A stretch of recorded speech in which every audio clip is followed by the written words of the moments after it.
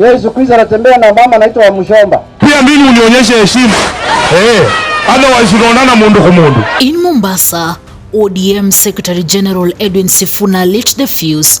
On stage, in front of party loyalists, he once again dismissed Raila Odinga's March MOU with William Ruto as a dead letter. Seconds later, Suna East Member of Parliament Junet Mohamed struck back, not with policy, but with a stinging jab that Sifuna is wasting time in the wrong company working with Githunguri Member of Parliament Gathoni Wamuchomba. This is not theatre. It was a raw fight about who speaks for ODM's future, and it blew up on camera. Nimesikia katibu mkuu ya chama nafikiri ameenda akisema ya kwamba yeye hajui mambo ya Ruto. Sisi ndio tunajua mambo ya Ruto. Yeye labda hajui kwa sababu yeye siku hizi anatembea na mama anaitwa Wamuchomba. Unajua Wamuchomba haelewi mambo ya Ruto, na haelewi mambo ya broad base, na haelewi mambo ya ambayo inaelekea wapi na imetoka wapi. Sasa ukitembea na Wamuchomba utajua namna gani mambo ya broad base?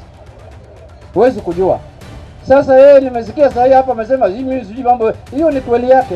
Na yeye ndio Secretary General yetu lakini hajui mambo ya Ruto. Sisi ndio tunajua mambo ya Ruto na tuko katika broad based government. Si namna hiyo? What unfolded in Mombasa, Edwin Sifuna was the first to take the microphone. He repeated his now familiar line that the March 2025 broad-based government arrangement signed between Raila Odinga and William Ruto is dead. His words were blunt and he offered no retreat. That direct attack set the tone. Kuna mbunge ametoka hapa rafiki yangu, yeye anaongea mambo yake na Ruto. Mimi hiyo mambo yake mimi sijui, mimi niko na yangu. Mimi nasema chama cha ODM kikijiandaa vizuri 2027 tunaweza kutoa rais. Na hata huyu Joe anaweza, kwani hawezi? Mimi nataka chama cha ODM chichukue uongozi na tumechoka kungojea kama vijana. Moments later, Junet Mohamed counter-punched. He told the audience that only Raila can decide if the MOU is dead or alive, not Sifuna. And then came the line that exploded online. Junet claimed Sifuna is being misled by Gathoni Wamuchomba, suggesting that keeping her company disqualifies him from understanding broad-based politics. The whole fell silent, then murmurs spread. The split was exposed. Hata kama tuna mtazamo tofauti, kitu ambacho nataka kuweka ni kwamba lazima kuwe na heshima kwa viongozi wa chama. Mimi kama katibu mkuu wa chama nina waboss watatu peke yake. The MOU was signed at KICC on March 7th, 2025. It was branded as a broad-based government deal, a framework for political cooperation between Raila's ODM and Ruto's Kenya Kwanza. The document promised joint policy efforts on electoral reforms, development priorities, and governance. For Raila, it was a way to stay central in the statecraft of 2025. For Ruto, it gave his government legitimacy across the aisle. Sasa wale ambao wanasema hiyo memorandum imekufa, hiyo ni kama punda na nyamba. Memorandum hiyo bado iko. Na hakuna siku imekufa kwa sababu memorandum inaweza kufa kwa njia ambayo inajulikana. Na atakuja atuambie kama wanachama ametumwa na nani. Aseme hiyo mambo yenye anasema. Sunday was not the first time Sifuna declared the pact dead. For months, he has argued that actions by Ruto's government betrayed the deal spirit. He has cited killings, selective justice, and sidelining of ODM priorities. His line has been consistent, quote, "This MOU is null and void." By saying it again on Sunday on ODM's turf, he turned a simmering debate into an open confrontation. As a responsible government, you cannot tell us to wait for you to face you in 2027 and you are killing us today. Albert Ojwang is in the ground. He will not be able to meet William Ruto in 2027. Junet's response was not just about the MOU, it was about hierarchy. His message was sharp. ODM has one leader, Raila Odinga. No Secretary General, no matter how eloquent, can override Raila on matters of alliances, and by pulling Wamuchomba into the narrative, Junet reframed Sifuna as politically compromised, not just wrong.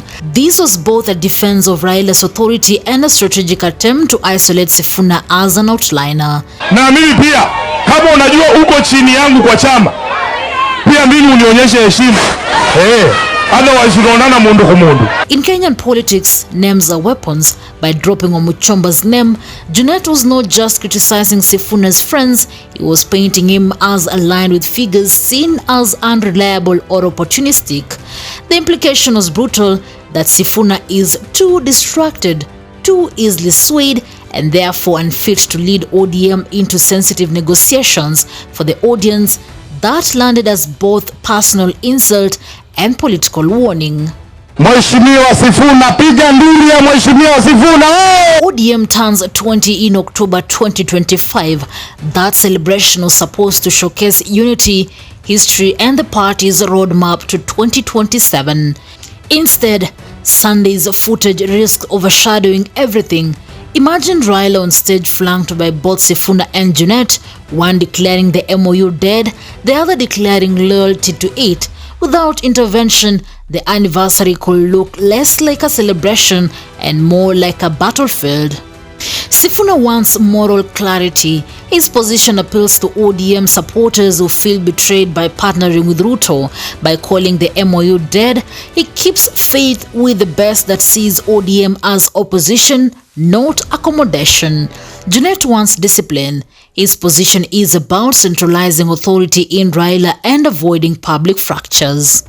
He is playing defense for the MOU because, in his view, breaking ranks weakens the party's negotiating power. These are not minor disagreements. They cut to the core of whether ODM is a protest movement, a partner in government, or both. Let's just say that there's a lot of confusion. I have told my party leader that there was a time when it was very easy to be SG of ODM.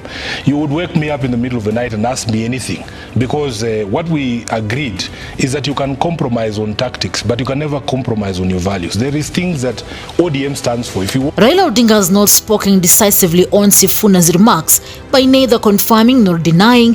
He allows both camps to build momentum. That silence is strategic but risky. Without Raila's intervention, every public clash gets amplified online, creating the impression of a divided house. Already clips from Sunday's event are trending on X, TikTok, and Facebook. The most replayed moment, Junet Mohamed jab. That is the soundbite now shaping the narrative.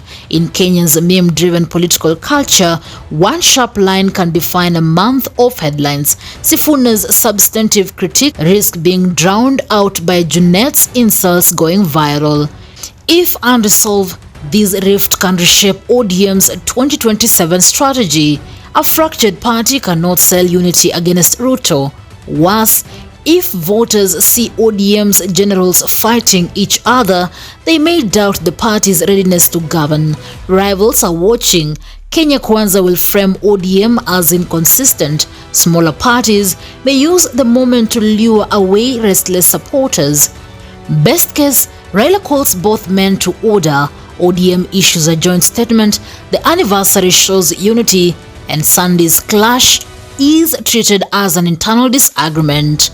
Medium case, the fight simmers, Sifuna doubles down on TV, Junet keeps hitting back, and the October anniversary becomes a photo of forced smiles. Worst case, the split hardens, Sifuna's faction and Junet's faction openly campaign against each other's line, and ODM enters 2026 limping. Sunday's exchange in Mombasa was not banter, it was an x-ray of ODM's internal contradictions. Sifuna fired first, calling the MOU dead.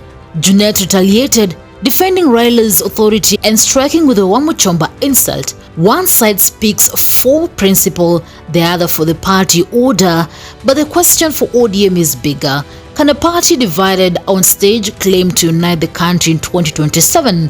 What is Raila's next words? They will decide which camp prevails.